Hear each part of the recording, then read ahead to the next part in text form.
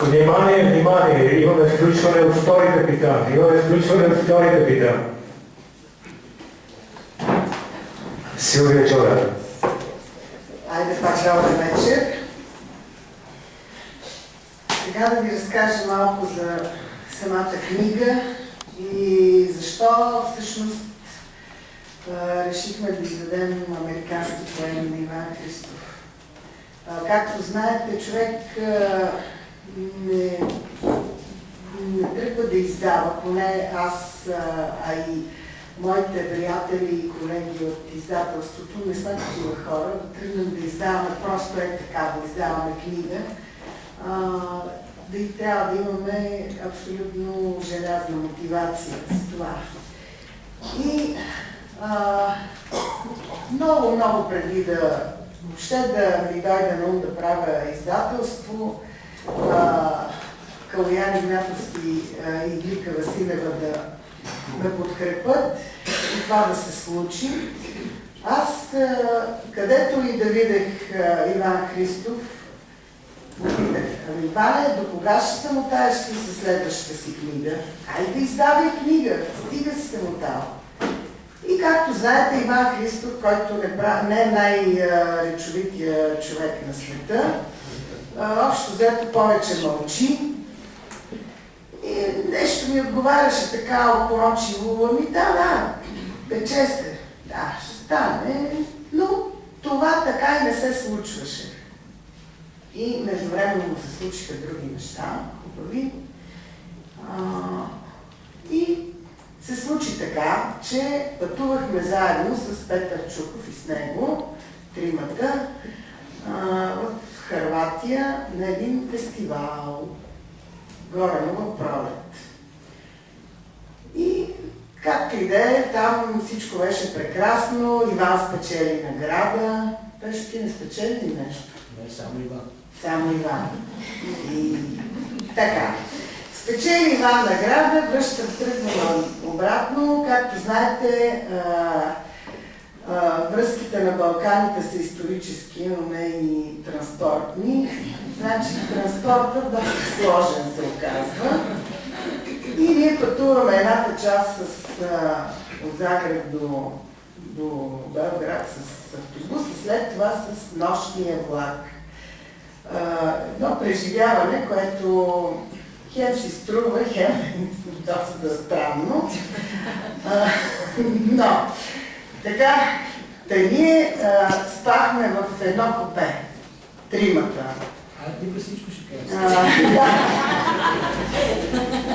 И докато пиехме бира и си говорихме, всичко беше окей, макар и в много такъв изгърбен. Много странно е на тия койки, като в, не знам, има чувство, че съм в трюма на кораб. Тогава беше добре, обаче когато вече си съпухме обувките и си легнахме, вече беше интересно. А още по-интересно е, че този влак спираше непрекъснато, стоеше адски дълго и въобще нямаше стигане. Както и да е, накрая стигнахме, щом сме тук сега. Но това беше едно дълго и особено пътуване. И разказвам всичките тези неща, за да ви кажа колко Иван някакси деликатно стоеше отстрани и никога като че ли нямаше да отида и да кажа: аз искам да издавам книга на някой издател. Като че ли чакаше някой да го покани. И в един момент, като направих издателство, съвсем естествено, разбира се, трябваше аз да го издам. Тоест не само аз, а издателство за поезия, да. Така при мен дойде този ръкопис, който аз отчасти познавам, защото преди ръкописа да дойде, това стихотворение, което Иван прочете, посветено на мен, всъщност беше написано в една картичка, която той ми донесе от Америка. Донесе ми подарък. И тази картичка аз още си я пазя.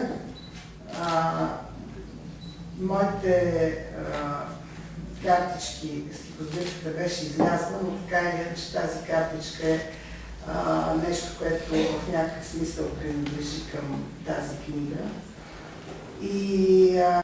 Но не са просто. Тази поезия, която е събрана тук между кориците на американски поеми,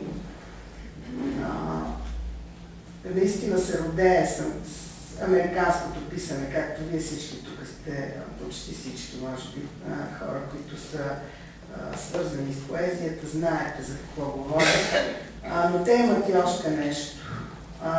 Имат отпечатъка на самия Иван, имат отпечатъка и на българското. Не случайно той има едно стихотворение, което на пръв поглед ще ви стори с баналното заглавие "Една българска роза".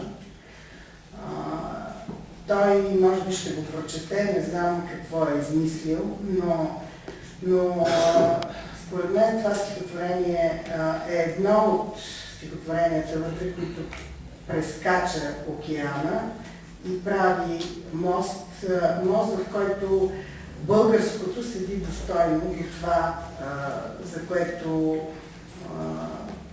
ние мечтаем, което го считаме за световно, за разлика от българското, което е европейско, не знам доколко, но провинциално със сигурност.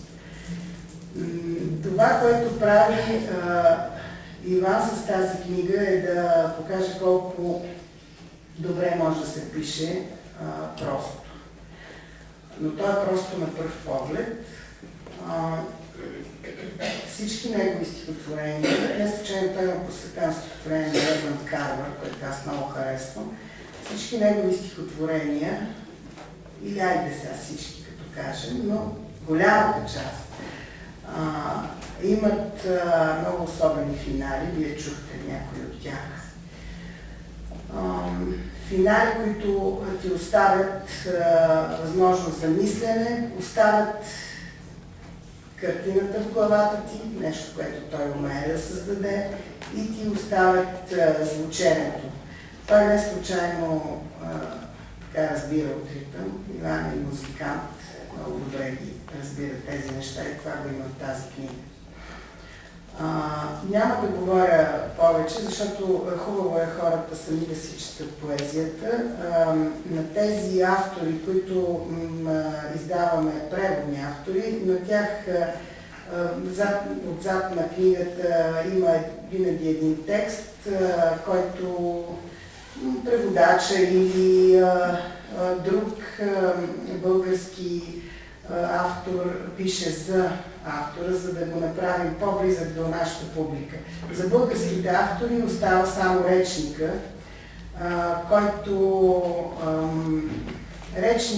който показва автора в по-цялостна светлина, който дава други гледни точки към поезията му.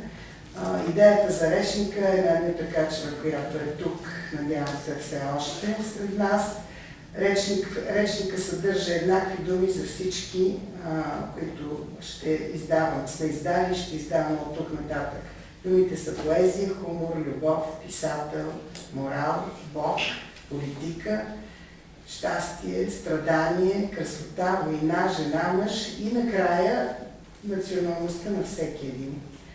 Националността, разбира се, българин на Иван, и той е написал следното: "После човечеството най-обичам отечеството." В тази връзка нека да кажа, че това, което най-много ми е харесвало винаги в неговото писане, освен всичко, което казах, е и чувството за хумор, което, както повечето неща при Иван, не е проявено така директно, деликатно и с финес.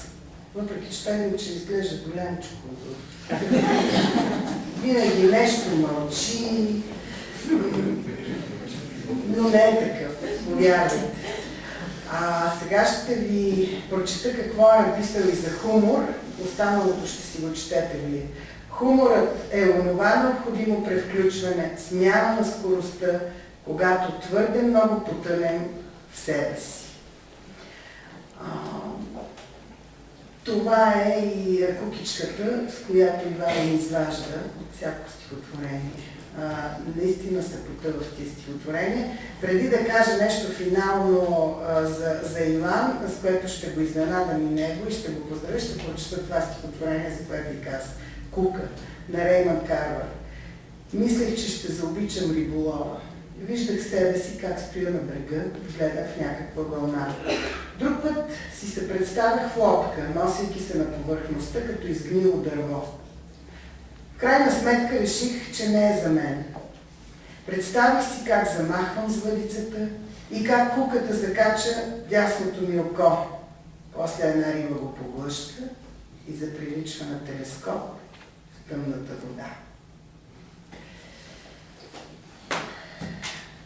И това, с което искам да поздравя Иван Христов, е едно обаждане, днешно обаждане на Иван Теофилов. Всички знаете кой е той. Той ми се обади с извинение, че просто физически не се чувства добре и не може да дойде, но каза специално да поздравя Иван с тази книга.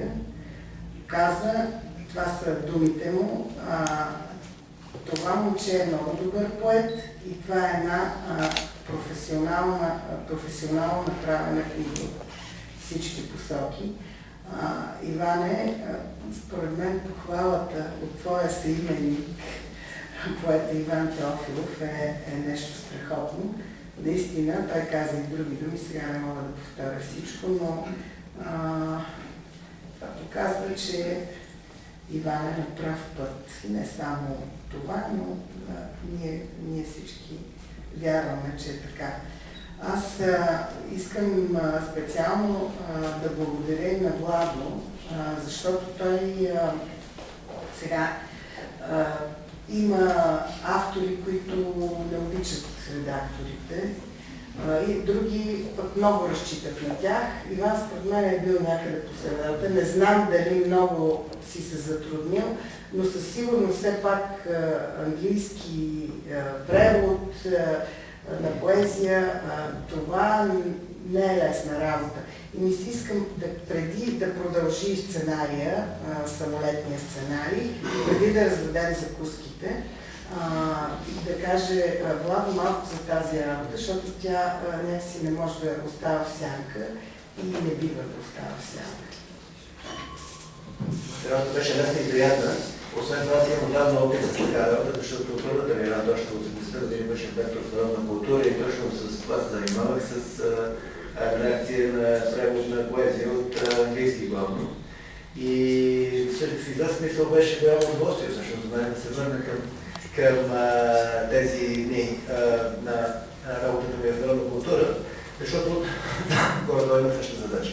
Може би една дума да кажа за това, че мене много ми харесва идеята да има поезията да се издава поетично. В Америка много се прави това. Прави се най-вече с, примерно, испаноязични, защото има толкова много испаноязични в Америка, че просто има логика книгата, която да е поезична. Но и български книги се издават така поезично и от други по-малки езици.